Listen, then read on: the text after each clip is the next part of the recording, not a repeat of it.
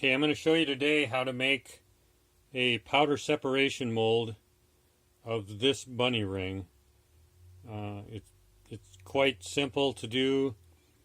Involves very little cutting after it's taken out of the toaster oven, and it does have kind of an undercut here to make the ring so it's not quite so top heavy. So first thing we do is add powder to the mold holder, and then add powder on the inside of the mold frame. This is a 3/4 inch mold frame, and so I got the brass bar I put through the hole here. Okay, so that sits like that. So this particular mold rubber is fairly malleable, almost kind of a putty type. There's a lot of different reddish color mold rubbers out there, but not all of them are the same. So this one, I've tried most of them, and this one seems to work the best. So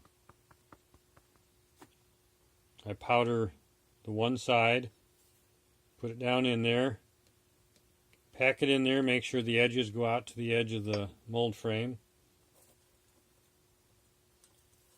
Then I take the second piece.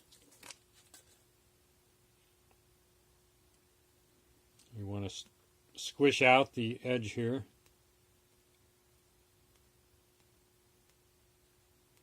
This one does not get powder on it.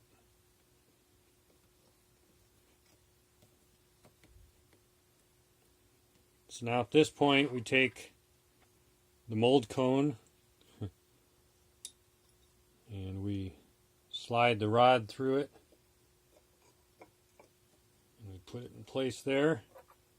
So now we have our bunny ring here, and we set it in there.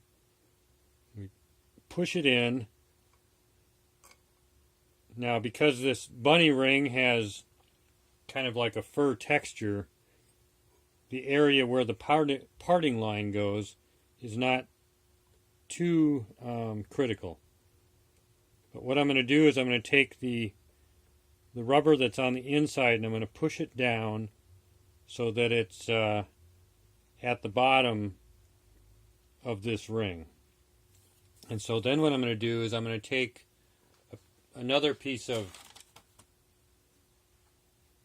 rubber here, just a scrap. What I'm going to do is I'm going to ball it up. I'm going to have like a little area here that's going to fit inside that hole that's up underneath the ring. And so now we're going to take, you know what, I'm going to do this different. I'm not going to put this in yet. Change my mind here. This will work better. So these are the mold locks. There's different types of them. This just happens to be the one I'm using at the moment. So we'll push these into the rubber here.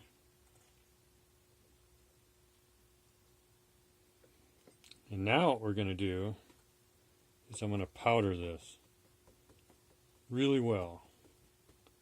And now that it's powdered, I'm going to take this piece and I'm going to push it in here. It's going to fit up underneath there. But we're going to leave this top part unpowdered so that it will adhere to the next layer.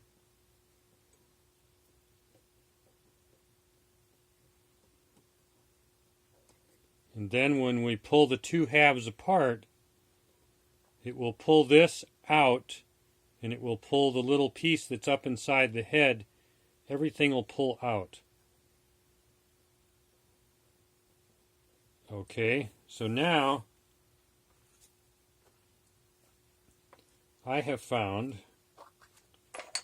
that if we take a brush and we add more powder to this edge here,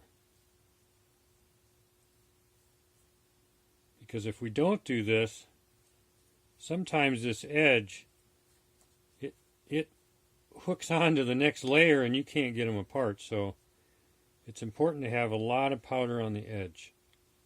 Okay, so now we'll take our next piece of rubber. You know, I'm going to do another thing here looking at this. I'm going to take another piece of rubber here and I'm going to slide it in between the ears.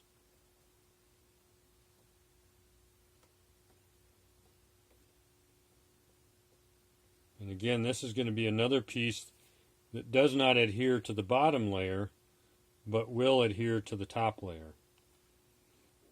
Okay, so now I take this next piece. Make sure you get all the paper off. I'm going to spread out the edge. So now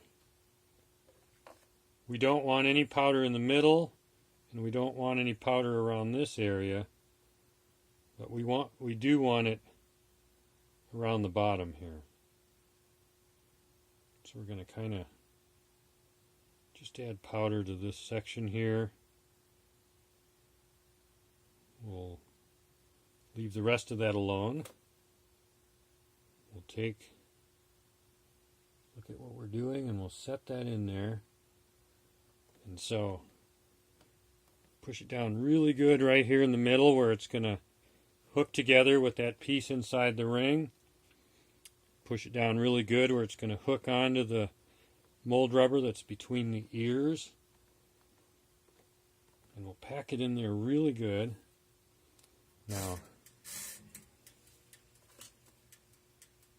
our fourth piece here, it only takes 4 layers and a little extra mold rubber to do this particular mold.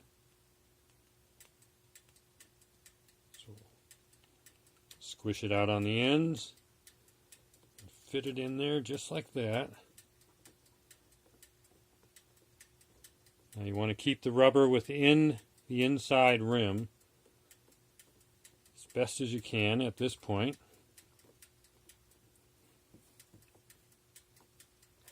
And so now we'll take and powder this just like that.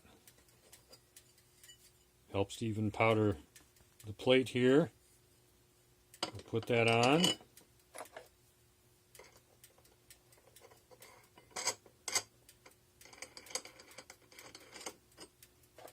Tighten these down.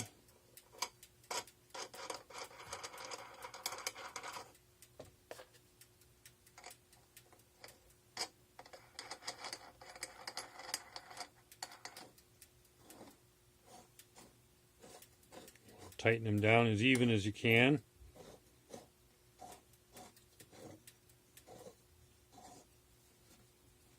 Kind of turn it on its side, you can kind of see what's going on.